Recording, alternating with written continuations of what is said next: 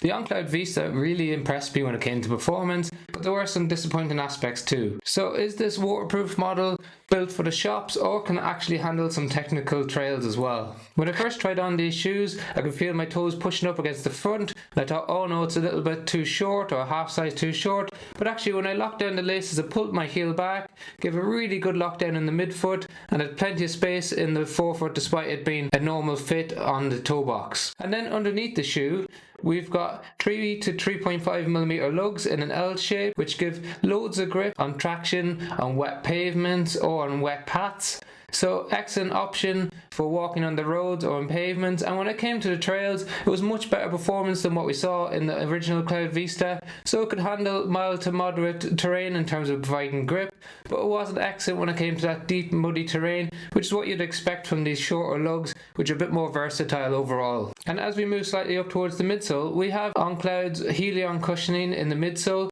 which is a little bit deceptive because when you look at the On Cloud with the holes in the midsole, you think that's going to be a really soft cloud-like sensation underneath your foot. So it's relatively deceptive as it's quite firm and it gives you a really good ground contact feel. So its firmness combined with the good traction on the foot and the good midfoot lockdown really keeps you centered in the shoe as you move, especially when you're changing directions, whether that's downhill, there's no bump on the front of your foot, and it provides stability elements through very small sidewalls on the outside and the inside of the heel to midfoot, trying to keep you centered in the shoe at all times. Now they removed the speed board within the midsole from the previous model, and there's no rock plate in there either. So you might be a little bit worried about protection underfoot, but actually with 29mm in the rear foot, 24mm in the forefoot of cushioning, which is relatively stiff and it's really hard to bend in the forefoot, it gives ample protection underfoot when you're doing mild to moderate distance runs, or if you're walking or standing in it for long periods of time. That 5mm drop gives you a nice even distribution of pressure across your foot. There's also some stiffness on the front of the shoe, so if you kick a branch or a rock, you're getting some protection there for the front of your toes. So overall, what do we think about this shoe?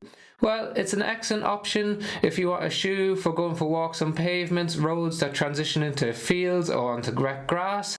It's completely waterproof throughout, so you got lots of protection for daily use. If you wanted a trail shoe for hiking or for running on light to moderate technical terrains, this is where this shoe thrives. However, if you're looking for an option that's waterproof just for city walking, I wouldn't recommend it, as the constant walking on tarmac can wear down the lugs pretty quickly.